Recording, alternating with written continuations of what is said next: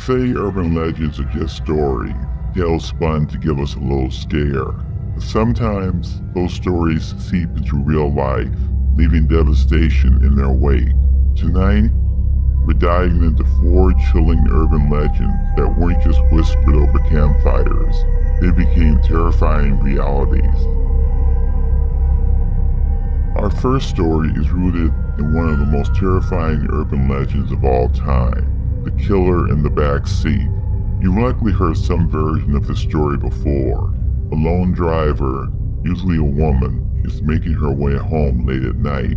She notices headlights in her rearview mirror, following closely, then tailgating. She assumes it's just an aggressive driver, maybe someone in a hurry. But what if that driver's true purpose isn't to harass her, but to save her life? Because someone, unseen and silent, is crouched in her back seat. In 2013, in Houston, Texas, this legend transformed into a living nightmare for a woman named Bethany Dawson.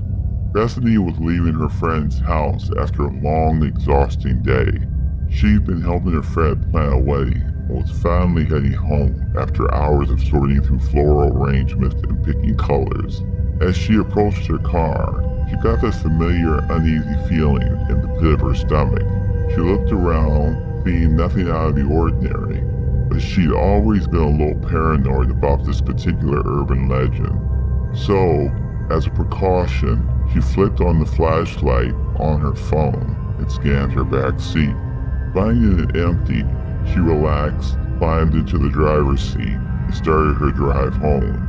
She wasn't on the road for more than a few minutes when a car behind her turned on the tie beams, flooding her car with light. Bethany squinted, annoyed but unalarmed, until the car continued to follow her, practically hugging her bumper. She tried to stay calm, telling herself it was just some impatient driver. But when the car started flashing its headlights at her, she began to panic. She turned off the main road and onto a quieter street, hoping the car would go around her. But it followed, turning off the main route and accelerating as she sped up, clearly determined to keep pace. Her heart was pounding now, a steady drumbeat in her ears. The flashing lights kept coming, sometimes with a long honk of a horn. She didn't dare stop, but she wasn't sure where she could go. By now, she was genuinely scared, thinking maybe she was being followed by someone with bad intentions. Bethany decided to pull into a 24-hour gas station, hoping the other driver would get out of her way. But the SUV pulled in right behind her, blocking her escape. She leaped out of the car and ran towards the station, shouting for help. The man in the SUV jumped out and ran toward her, calling, "Don't be scared, look in your back seat."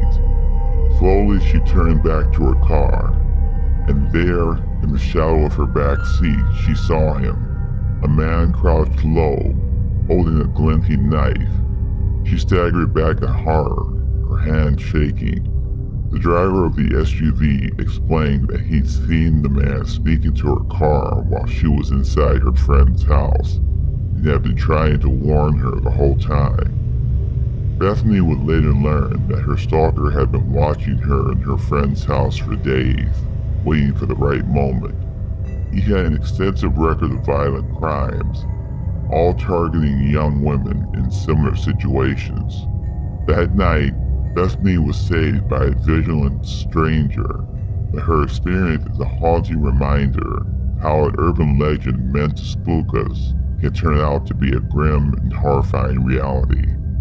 The police took the man into custody, but the fear Bethany experienced that night would stay with her, resurfacing every time she climbed into her car alone in the dark. That night, what she thought was a ghost story morphed into her own chilling encounter with death, an experience that left her forever haunted. Our second story brings to life one of the most classic and terrifying legends of all time, the babysitter and the stranger upstairs. The tale usually unfolds with a young babysitter who, alone in a dark, unfamiliar house, receives a series of chilling phone calls from someone asking, "Have you checked on the children?" She tries to brush it off, but the calls keep coming until finally she discovers that they're coming from inside the house. For many, this story is a cautionary tale, but in 1950, a real-life case in Columbia, Missouri echoed this very urban legend with horrifying accuracy. 13-year-old Janet Christman was a popular, responsible young girl who often babysat for families around town. On a cold, rainy night in March, she was hired to babysit for the Romack family, looking after their 3-year-old son while the parents attended a party. Janet had been babysitting for years and completely felt at ease in the Romack's cozy, secluded house. As the rain pattered against the windows, Janet put the young boy to bed and settled in with a book, listening to the gentle creaks and groans of the old house. But a couple of hours into her night, the phone rang. Janet picked it up, expecting a check-in from Mrs. Romack. Instead, there was silence on the other end. She repeated "hello" several times, only to be met with heavy breathing. Then the line went dead. Shaking it off as a prank, Janet returned to her book, but within minutes, the phone rang again. This time, she could hear faint, garbled whispers, something indistinct, deeply unsettling.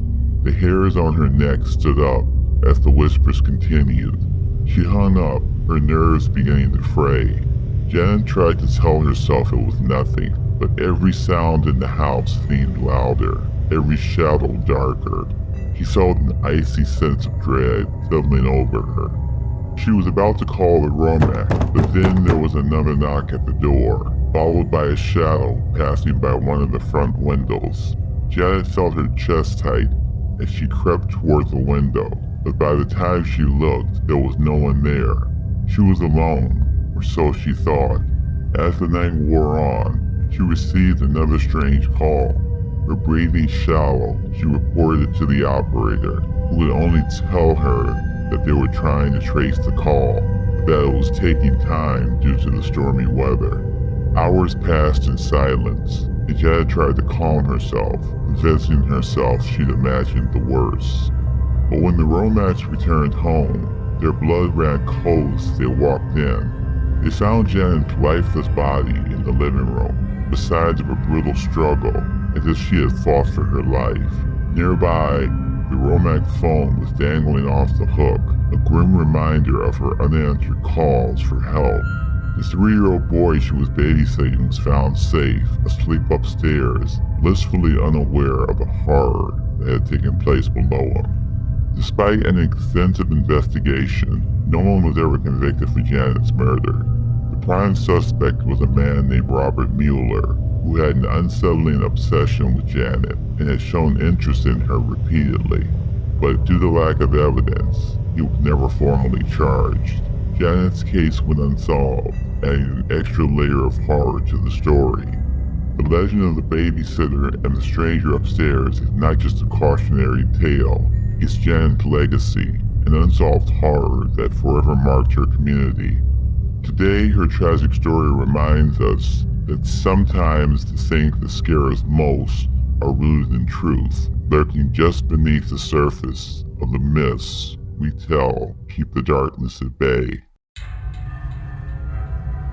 Let's go back to the origins of one of the oldest and most unsettling urban legends, the Hook.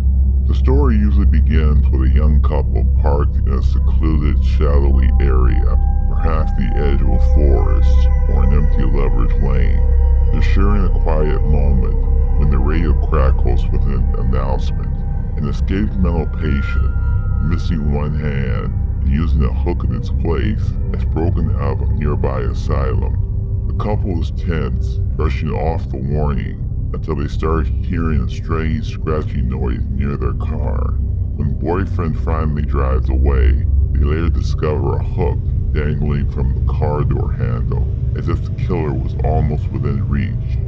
But while this might sound like pure fiction, in Texarkana, Texas, in 1946, A story terrifyingly similar to the Hook legend played out in a brutal, horrifying reality. This real-life nightmare involved an unknown assailant who became known as the Phantom Killer.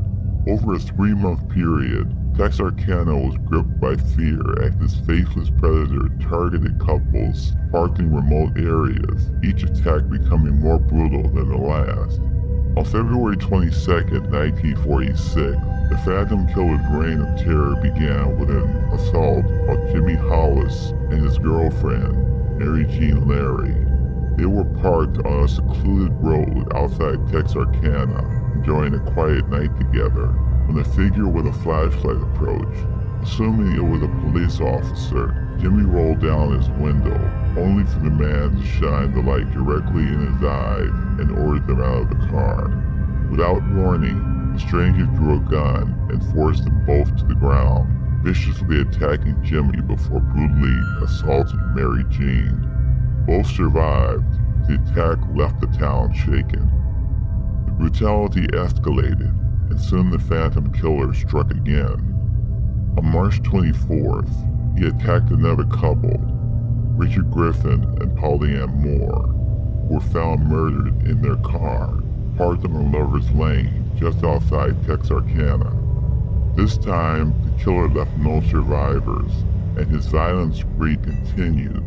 Just weeks later, Paul Martin and Betty Jo Booker, high school friends, were attacked in similar fashion. Their bodies were discovered in separate locations, and the forensic analysis showed they had been shot repeatedly. The community was thrown into a frenzy, with locals boarding up their windows, setting curfews, and stocking up on guns, unsure where the Phantom Killer would strike next. The final known attack came on May 3rd, when the Phantom Killer targeted Virgil and Katie Starks, an older married couple. Virgil was shot through a window while reading the paper, and Katie barely escaped with her life after being shot twice in the face. She managed to stagger to a neighbor's house, bleeding and in shock. By then, the town was in full lockdown mode, with armed patrols scouring the streets at night, and citizens too terrified to step outside after dark. Despite a massive investigation involving the Texas Rangers, the FBI, and local police, the Phantom Killer was never caught. The mystery surrounding his identity fed into the mythos of the hook-handed killer who stalks his victims in dark, secluded places. The Phantom Killer's attacks were so traumatic, so brutal, that they inspired a generation of horror films and novels, and his story morphed into the urban legend we know today as the Hook. Even now, decades later, the streets of Texarkana hold a palpable tension when night falls, as if the specter of the Phantom Killer might still be lurking, waiting for its next victim. Next, we have a story from recent history, one that proves how an internet legend can evolve into something chillingly real. The story of Slenderman is almost mythical by now, a tall, faceless figure in a black suit who appears in the shadows, luring children and leading them away, never to return. The Slenderman began as a fictional creation on an internet forum in 2009, designed as part of a Photoshop contest to create a creepy, supernatural figure. His image struck a nerve, capturing people's imaginations and spawning countless stories, games, and videos. But this myth took a dark turn in 2014 in Waukesha, Wisconsin, when two 12-year-old girls, Lisa Wire and Morgan Geiser, convinced themselves that Slenderman was real. They believed that if they committed a sacrifice in his name, they would be allowed to live in his mansion in the woods, where he would protect their families from harm. And so, they planned the unthinkable. Their target? Their friend, Damon Luthner. Anissa and Morgan invited Peyton to a sleepover, appearing cheerful and excited as they played games, watched movies, and chatted late into the night. But beneath his innocent veneer, they had been plotting for months, planning the moment they would carry out their twisted scheme. The following day, they led Peyton to a nearby park under the pretense of playing hide-and-seek in the woods. Once they were deep in the forest, away from any witnesses, they cornered Peyton and without warning, began their attack. Morgan held Peyton down while Anissa handed her a 5-inch kitchen knife. Morgan proceeded to stab Peyton 19 times, piercing her arms, legs, and torso. One of the stab wounds missed a major artery by mere millimeters, and another punctured her diaphragm, barely missing her heart. They left her there in the dirt, bleeding and alone, before fleeing the scene. Incredibly, despite the horrific nature of her injuries, Peyton mustered the strength to crawl through the underbrush, dragging herself toward a nearby path. A passing cyclist found her and immediately called for help, ultimately saving her life. Peyton's survivor is nothing short of miraculous. When Anissa and Morgan were apprehended, they were disturbingly calm, explaining to the authorities that they had acted to appease Slenderman, whom they claimed was watching over them. They believed that their brutal attack would solidify their place in his favor. The incident rocked the nation, leading to an outpouring of disbelief and horror at how a fictional internet figure could drive 2 children to commit such an unthinkable act. Peyton, though traumatized, eventually recovered physically and went on to rebuild her life. However, the scars of that day, both physical and emotional, remain a constant reminder of how the boundary between myth and reality can blur in ways we might never expect. The Slenderman stabbing left a haunting impact not only on the people of Waukesha, but on the world. It became a terrifying cautionary tale about the dangers of belief and the power of stories to twist reality in unimaginable ways. So, the next time you hear a spooky story, remember that some legends are born from a disturbing truth. These weren't just campfire tales, they were terrifying realities. If you're drawn to the shadows, to the stories that blend myth and fact, make sure you're following our channel. We're just getting started. Subscribe and hit the notification bell, because there's more to uncover, more tales that refuse to stay buried. And if you've got a story, an urban legend from your own life that turned out to be horrifyingly true, drop it in the comments below. Who knows? Your story just might be our next episode.